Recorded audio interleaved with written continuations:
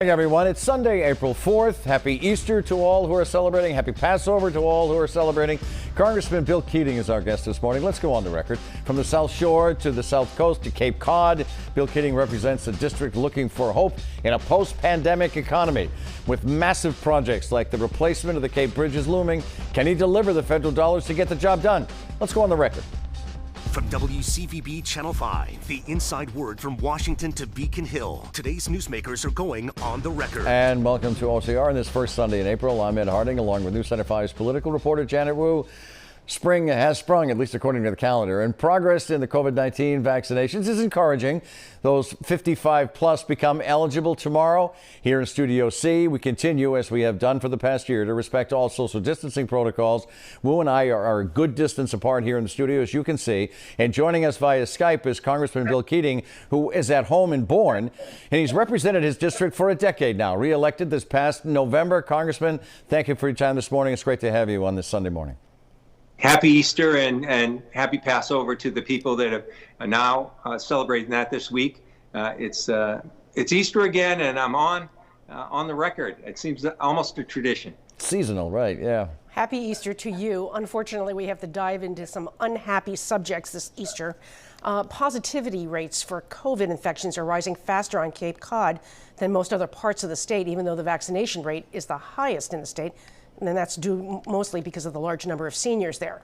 Are you worried, and what needs to be done, and what do you think is causing this spike?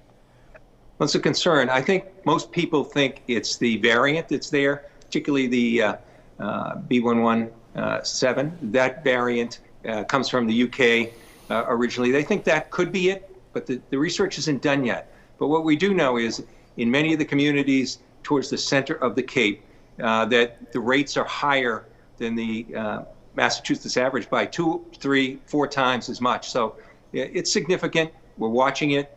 People are prepared. If it is the B117 variant, if it is that variant, the good news is the studies have shown that the vaccines are very effective in dealing with it. But the trouble is that it spreads 70 to 100% faster than the initial virus. Do you notice that people are being a little bit more lax about wearing masks in public, about staying, a distance from people, or do you think that most folks have been, been following the protocol as they're supposed to? As I've walked around the Cape and South Coast and those areas, people have adhered to the rules, wearing a mask. The stores have done that. So I've seen great compliance in that respect. But I also travel back and forth to D.C. and I see that more traveling occur. Mm-hmm. I see more people on the airplanes. I see, as we all do, what's happened in Miami with spring break. These are real concerns going forward. But the compliance that I've seen with people here is very good. And the other good news in the Cape, despite those spikes, is the fact that Barnstable County has the highest percentage vaccination rate in the entire state. As you mentioned, we're an older population, the oldest in the state, and it's important. But after some initial hiccups, the vaccines are getting out there, and we're even in a stage where we're doing what we can to vaccinate the homebound people. Very important segment of the population that has not been vaccinated. Let's talk about the vaccinations. Governor Baker has been blamed for a frustrating vaccine rollout. With more supplies arriving, are you confident it will be easier to get appointments in the weeks ahead? And do you think that the governor was fairly or unfairly blamed for the problems? Well, I wouldn't want to be in his position. I don't think anyone in public life would want to be in a position making the decisions he had to make. There were hiccups, as I mentioned.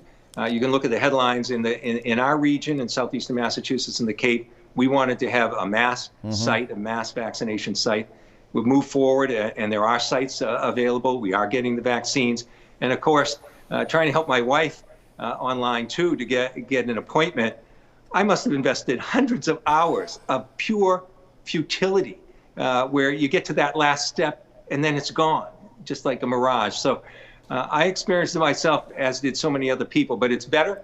And as I mentioned, people are getting vaccines, and we're moving further down here. We just opened up a new site in New Bedford, and that's a site that's going to outreach to the waterfront, the fish houses, people that are underserved in their communities in terms of health care, making sure we get out to them. So we've made great progress in that respect. But we still have, obviously, even though the supply is growing but the demand in front of us is going to be even larger. We've probably had 1.4 million people vaccinated here in Massachusetts. Nearly 7 million in total live in the state. So we have a large number of people to go. So it's still could get bottlenecks. So much more quickly, Ed, though.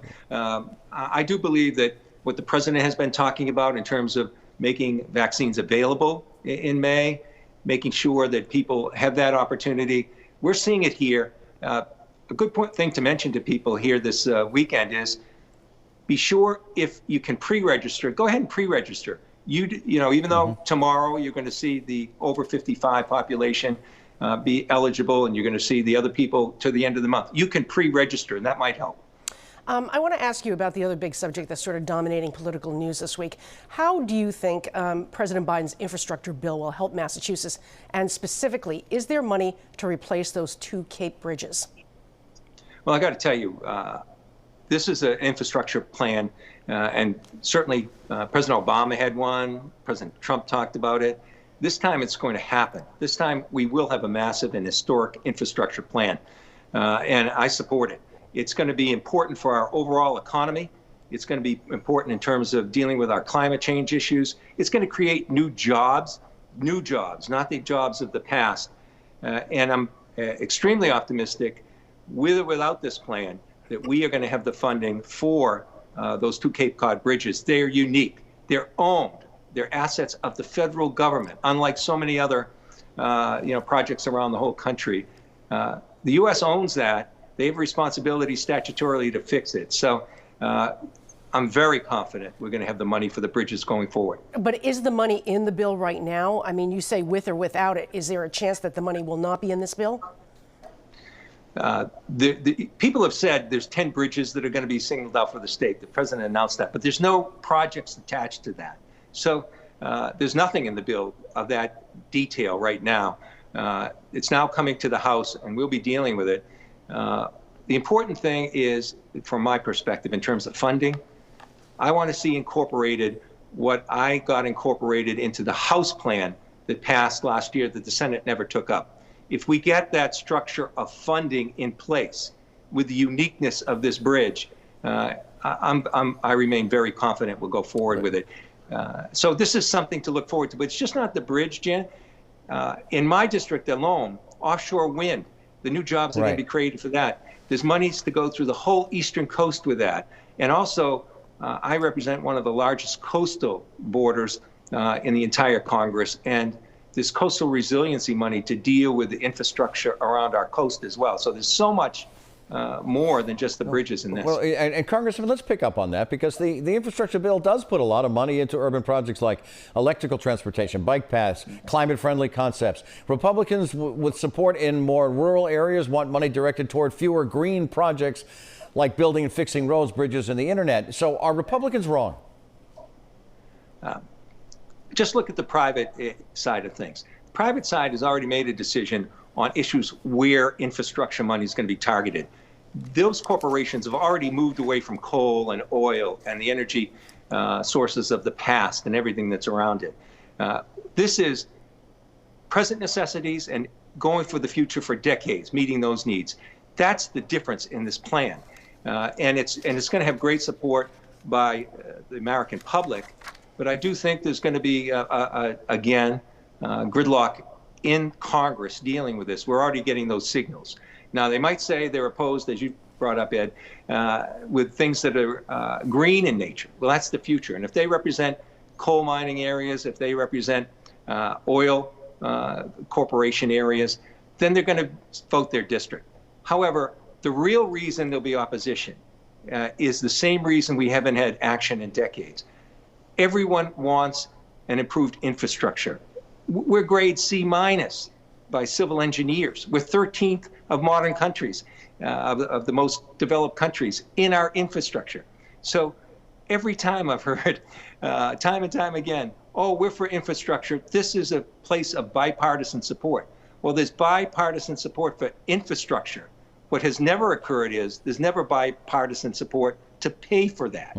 And that will remain the real issue, despite what you might hear from people saying they can't support it because it's too green. We are on the record this morning with Congressman Bill Keating. We'll be right back.